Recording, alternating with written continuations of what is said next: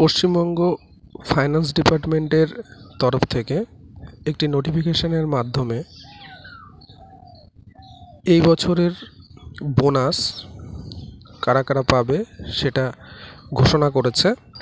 ৬,০০০ টাকা বোনাস ঘোষণা করা হয়েছে। নোটিফিকেশনে বলা হয়েছে ৩১শে মার্চ ২০২৪ তারিখের মধ্যে যাদের মান্থলি এমোলুমেন্টস ৪২,০০০ টাকার মধ্যে তারা এইবারকার বোনাস পাবে। নোটিফিকেশন আরও বলা হয়েছে যে এমোলুমেন্টসের হিসেব তাহলে কিভাবে হবে।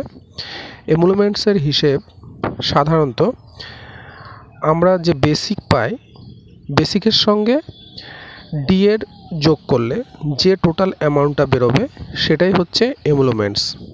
নোটিফিকেশনে আরও বলা হয়েছে যে এইবারকার বোনাস তারাও পাবে যারা এই ফাইন্যান্সিয়াল ইয়ারে অর্থাৎ ২৩-২৪ অর্থবর্ষরে যারা নতুন চাকরিতে জয়েন করেছে এবং ৬ মাস চাকরি করেছে তারাও এই বোনাসের অধীনে পড়বে। এই বোনাসটি মুসলিমদের ক্ষেত্রে ঈদের আগে দেওয়া হবে এবং অন্যান্যদের ক্ষেত্রে পুজোর আগে দেওয়া হবে।